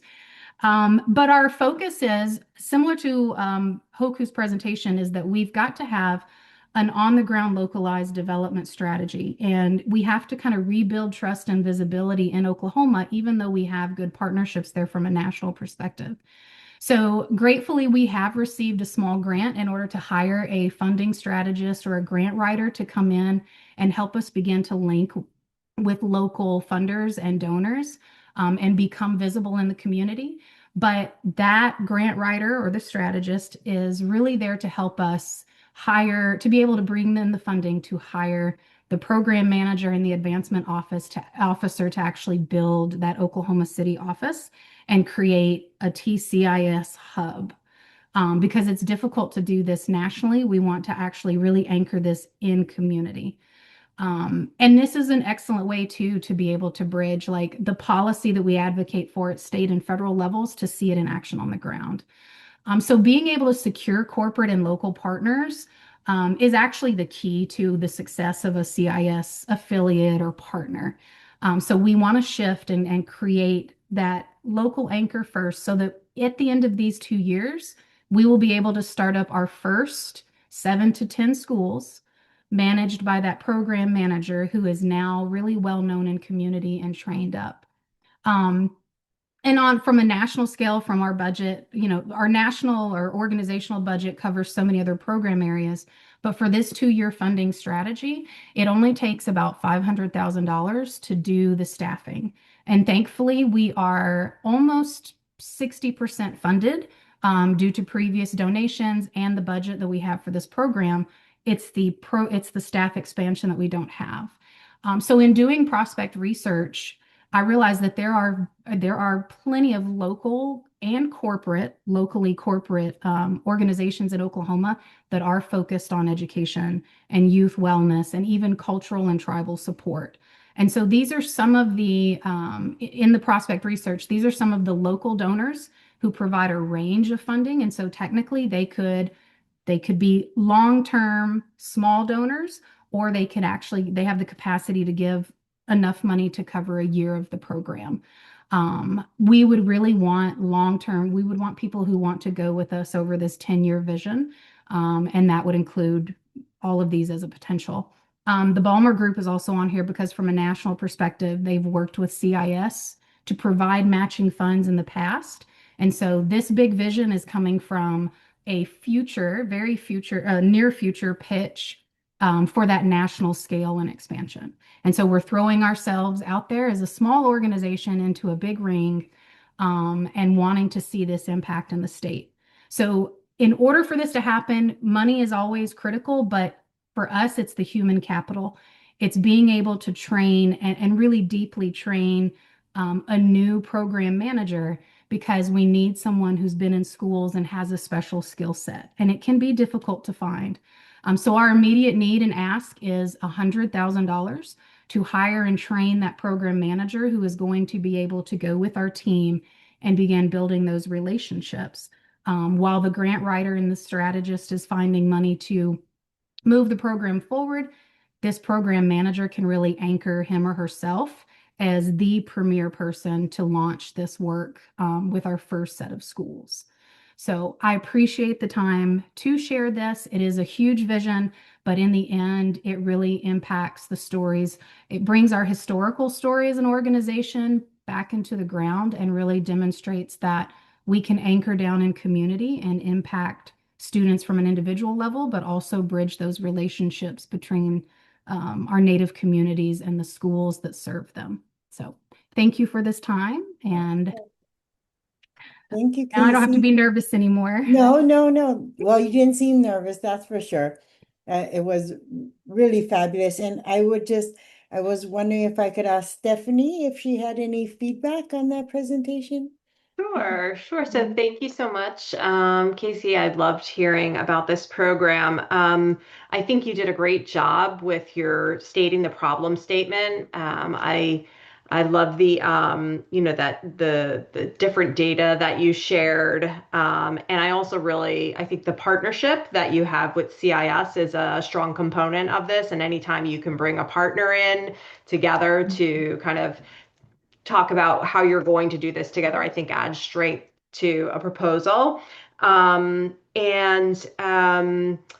I also really like the long-term vision, and the fact that you did a pilot and now are going to build on that and have this 10-year vision really adds strength to the program, because it's not something that we're just gonna, we already piloted it and now we know that this is a successful type of opportunity or program, and we're already planning for way down the road. So I love that about it. I really liked the piece on relationship matters, and talking a little bit about sunshine. One piece of feedback would be to strengthen that part of the proposal, kind of humanize some of that data that really gives sort of that strategy. I think it's that clarity around your strategy is just exceptional. I love that. I think humanizing that data and adding in some of that storytelling, what is the impact on the children's kind of daily life, or just telling one kind of story about a child in their relationship with sunshine, I think just builds that human component to it all. But overall, I mean, I really think that it's an exceptional proposal, and I wish you all the luck with it. If you don't already know, are you familiar with the National Indian Child Welfare Association? Yes. Okay, not great. strongly familiar, but yes. Yeah, I'm just wondering if there's any overlap or potential partnerships with them as well, because they're often kind of working in a similar space and advocating for things like this, so they could potentially be another partner that you could learn from or share this work with. I appreciate that. I think our policy team has been more engaged. Yeah. So that's a good reminder of like, okay, let's bridge back into the program. So, yeah, but thank you for sharing it. I think it's fantastic. So good luck. Thank you. Thank you. And I appreciate the feedback. I need that. This is a real pitch. Awesome. Thank you both. That was really amazing. And I like that 10-year long range plan. That's exciting. All right, we are moving on to our last presenter. We're gonna get that set up. This is Andrea Diaz Machado. There we go. Yeah, all right, you're sharing. Aloha, everyone. I wanted to just start with just gratitude to be in the presence of such greatness with everyone that has presented, and to Olani and Doris for their support. We are Kealohio Eva. We are a baby in all of this nonprofit world. And so definitely humbled to be a part of this journey. So aloha mai kako, o wau o Andrea Diaz Machado, noho ao ma kaliu o Pa'alai. ke awalau komohana o Pu'uloa ma loko o Honouliuli. O wau ka founder, ka Pelikikena president ma ke alohi o Eva. Aloha everyone. I'm Andrea Diaz Machado with Ke Alohi o Eva. And mahalo for taking time to listen to our mo'olelo, protecting the right to Hawaiian immersion education in the Ewa Moku.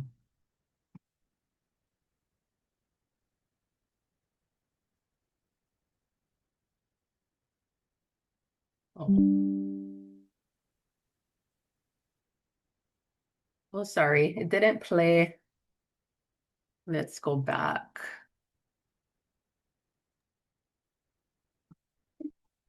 Are you in presenter mode, Andy? Yes, am I not supposed to be? No, you should. Did you click on like the big screen or the presenter screen? The presenter screen. Okay. Maybe Yeah. click on the one that you're sharing. Oh, shucks. Okay, wait. Try Hold that. on. That might. Okay, let me try again. Sorry about that. Yeah, hanaho. Okay.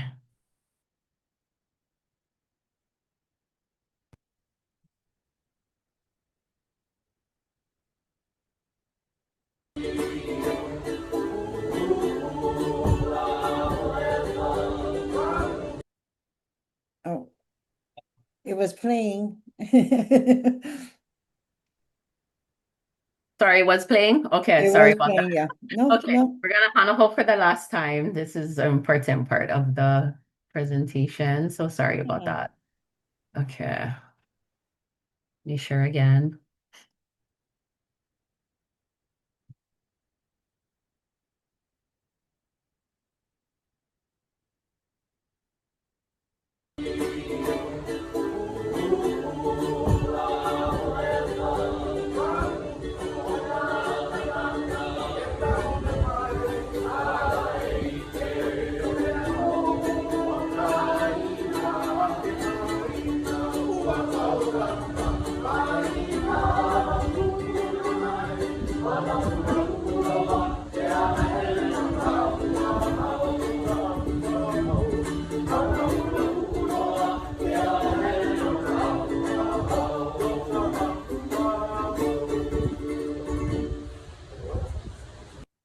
Okay, so that was our first class of Ke Kula Kaio Punio Kapole singing Pupu A'o Ewa. It is a mele kaulana. It's a famous song that celebrates the place and people of the Ewa Land District. Like our mele, our name Ke Alohi o Ewa, meaning the brilliance of Ewa, connects us directly to Ke Awalau o Pu'uloa, the many harbored seas of Pu'uloa. Pu'uloa was once famous for the abundance of marine resources. In particular, it was known for its pearl oysters that were called Nai'a Haumauleo, the silence fish. These prized characteristics of Pu'uloa reflect the vision we see in our keiki's potential. Our keiki and opio are the momi, the pearls that glisten and shine with the emanating light of our kupuna. Thus, our purpose is to illuminate the brilliance of our keiki through a system of Hawaiian education that is place-based and delivered maka'olelo Hawaii through the Hawaiian language. Ka'e's mo'oku'auhau genealogy comes from the intentional and strategic work of makua, parents from Ke Kula Kaio Puni o Waiau. Waiau serves students from kindergarten through 6th grade and is one of the first 2 Hawaiian immersion schools created in 1987. Armed with compelling data, recommendations, and findings, our Hui Makua advocated to the Hawaii Department of Education in spring 2022 to establish a new secondary Hawaiian immersion program, and the first class of Ke Kula Kaio Puni o Kapolei opened its doors in school year 2023. The historical trailblazing work of our Hui Makua evolves into the present-day organizational identity of Ka'e. This Olelo no Eao that you heard in the mele that the keiki sang, Alohula pu'uloa he alahele na ka'ahu pahao, is the guiding force behind our work. What this means is that, like the shark goddess Pu'uloa Ka'ahu Pahao, she was known to protect the people of Pu'uloa from harm and wrongdoing. And so we have really taken that Olelo No'eau to heart, and we emulate the ano, the character of Ka'ahu Pahao through the work that we do to protect our Keki's right to access Hawaiian immersion within our own community. The mission of KA'e is to create a world-class, academically rigorous K-12 Hawaiian immersion school within the Evaland district, which serves as an educational lab school incubator to share best practices and build capacity for other language immersion education school communities. We've had immersion for 40 years, and a roadmap has never been created to support families on this journey. So as part of our kuleana, our responsibility, we would like to help make it easier and help to accelerate and support other language education communities that have similar visions and desire to expand their their immersion school capacity. In 2021, Waiao's student and parent stakeholders shared how the lack of access led to significant sacrifices and hardships that negatively affected their quality of life and overall well-being. A former student shared, "Taking that commuting time out would have given me more time to do things in my own community, and it would kako'o support what I was learning. Because at Waiao, we learned about the Ewamoku. We learned about where we were from first, and then everything else." Their Leo voices laid the Kahua Foundation and launched the call to action to bring a K-12 Kulakaiapuni to fruition. For we are indeed far beyond the need for a K-12 immersion school in Kapolei. Kapolei's opening in 2023 addressed an almost 40-year gap to lack of access to secondary Hawaiian immersion education in the Evaland district. Almost half of the student enrollment, 42%, who attend a Hawaiian immersion school in urban Honolulu, which is very, very far from Ewa, come from the Ewa and Waianae land districts. 2020 census data revealed at least 700 K-12 school-age children lived in one of the 4 Hawaiian homestead developments in Kapolei. At full build-out, the Kapolei Hawaiian Homestead Association will have 2,000 homes, making it the most densely populated Native Hawaiian community in the world. Ka'e's mission is realized through 3 kukulu growth strategies. We prioritize kukulu kumu because we really cannot do anything without our kumu. Our teachers are the source and stewards of knowledge that is passed on to our haumana. Ka'e will facilitate the creation of a teacher training and curriculum development program grounded in the stories, practices, and traditions of the Ewamoku. A community of practice of Hawaiian immersion teachers, Hawaiian immersion teachers in training, and cultural practitioners will create grade and subject-specific lesson plans that will be delivered to students, parents, and the community and evaluated using formative and summative assessments. The overall outcome of this program is to create a K-12 scope and sequence curriculum framework in the Hawaiian language and based on the stories of the Ewamoku, aligned to academic and subject area standards of learning. The mo'olelo of Ka'e to date is a story of trailblazing firsts and navigating complex political, social, and educational systems by centering the best interests of our children and Lahui, our Hawaiian nation. Amongst our successes, We effectively influence legislators and the Department of Education to continue the search for a Papa 9, that's a ninth grade teacher, and as a result, established the first Hawaiian immersion high school program on the leeward side of Oahu this year. The young men in the first row are the Papa 9 students, and this young man all the way to the right is my son. Ka'e secured resolutions from 3 neighborhood boards to support the expansion of Ke Kulakaiopuni o Kapolei into a self-contained K-12 school. We authored and partnered with key legislators to introduce resolutions to create a collective impact infrastructure comprised of the Department of Education, the University of Hawaii system, and the community to create an action plan to operationalize the K-12 school.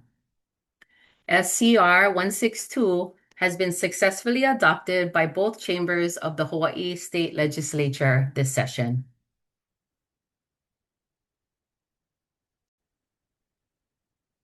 As we know, as Indigenous fundraisers, building Pilina relationship is paramount to activating and resourcing the mission of Ka'e.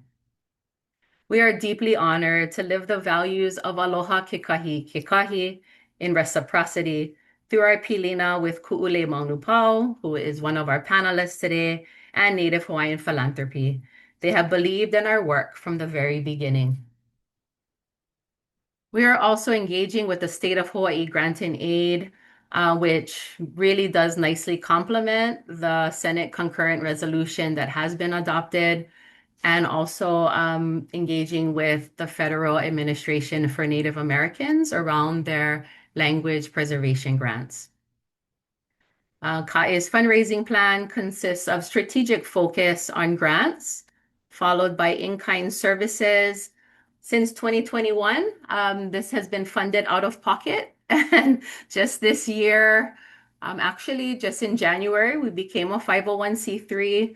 So in terms of in-kind, looking as we partner with the Department of Education and the UH system, then them providing some in-kind services to bring this system of education to fruition. And then also individual donors is really about how do we continue to build relationship with our makua, with our parents who have always been the driving force of immersion education. And specifically, one activity that we do with them is we have a Makua Imu Kalua Pig fundraiser. So in closing, I'd like to share this Olelo No'eau. Ho'omoi vai kahi ke au'o. Let all travel together like vai flowing in one direction. So as you look at this circle, this is our Makua fundraiser from last year. And in a circle, there is no beginning and there is no end. It's a flow of energy and relationship. And the Pilina with the Aina, we are at Hanakehau Farm that is also in the Ewamoku. And that energy just continues to flow and deepen as our Pilina strengthens and the relationship definitely that we have with the land and all of our resources as Kanaka, as Hawaiians. So I'm thinking about that Olelo No'eau. Ka'e intends to put this Olelo No'eau into practice by partnering with our institutional and community partners to align and flow resources and expertise in one direction to create a system of Hawaiian education. Might you consider a gift of $30,000 to fund our collective impact work to create a teacher recruitment and retention program for Ke Kulakaiopuni o Kapolei? We must think boldly, differently, and we must act now. Now is the time. Mahalo. Awesome. I love that. Now is the time. That's really good. That's cool. Danny, did you have any feedback you would like to share? Yes. Hi. Wonderful. Again, Andrea, wonderful presentation. I don't have enough words for it. The traveling, choosing between traveling, the distances. I do the same for my student. I live in Kona. I drive to Waimea twice a day or Hilo twice a week to take him all the way 80 miles to Kamehameha schools on the other side of the island. because that's all we have here on the Big Island when you want to choose Wow. that route. So I understand that I'm on the road just like that, 2 to 4 hours a day. So I know the importance of choosing education and educational opportunities. I do have one question. Mhm. So the enrolling of 10 kumus. I'm sorry, maybe missed it while writing all my notes. I have lots of notes. Has this process started? Are we in the year one? Are there kumus that are vetted or interested? Has this process started already? It has not started yet. Yeah. I do believe that the concurrent resolution that we got adopted really does help us to bring together the needed organizations to create this infrastructure. And so I think we could start that as soon as like the fall of this year. Because once the ledge session is POW, then we'll be able to kind of convene people and start the work. Definitely, we already have kumu that are teaching at Kapolei. So we already have kumu that are working. I know of kumu that are in training. So I think we have existing kumu and then eyes are like in the pipeline to be trained, but no actual work has been done yet. Yes, good question. No, awesome. Congratulations on that, legislative win. And I didn't Mahalo. understand the how it all works. So that's new to me, in this kind of realm of all this infrastructure part of it. So thanks for explaining how the stage that you are in. And then I guess one little feedback, someone who's maybe newer than some of the panelists here, maybe 6, 7 years in this world. When it comes to case for support, I think my feedback is you did great at teaching me something brand new, being on Big Island.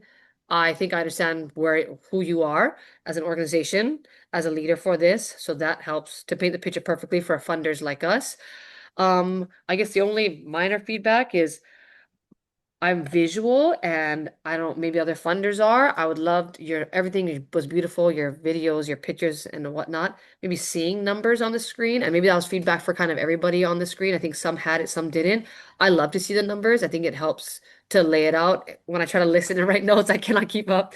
And that's a personal auditory thing. But yeah, so I think that'd be the only minor feedback. I'd love to see the numbers laid out. So it's very easy to know what the direct ask is visually. Mahalo. Mahalo for Thank the you. feedback. Appreciate it.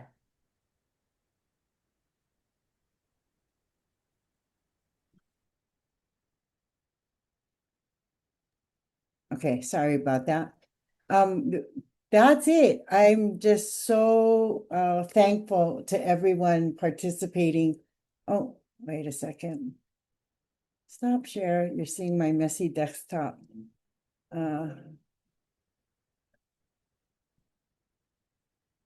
I'm just so thankful for everybody participating, to our presenters, to our panelists, to everybody, some of our practicum sites that I saw we're sitting in. We really appreciate you for attending. We are going to end the session, but if you want to kind of hang out and provide more feedback or have more conversation, we will stay on for a bit. Just to let you know, we will be launching our Indigenous Exchange on May 21st. And then in June, we are going to be providing a training. If your nonprofit wants to create their theory of change, we will be providing a training on that. And then on August 12th, we will be having the Nonprofit Finance Fund do provide some data that they've been collecting across the nation as relates to nonprofit organizations and in particular Indigenous fundraising. And so if you are a member of the Philanthropono Indigenous Fundraisers Network, you get to participate in these at no cost. And if you are not, you can contact me and we can see what we can do to get you in and get you being able to attend these sessions. I think right here, if you want, is the QR code to join. We do have a free membership, and then the more you want to get into it, it does cost a little bit. For our Philanthropono participants, you are already in the network, and so you can utilize any of the services there and the resources there for your fundraising. Again, we just mahalo nui. This was our first one doing it like this, and we really appreciate your attendance and participation. Have a wonderful rest of your day. Again, if you want to hang out, we're going to be here for a little bit. If not, again, have the wonderful rest of your day. Aloha.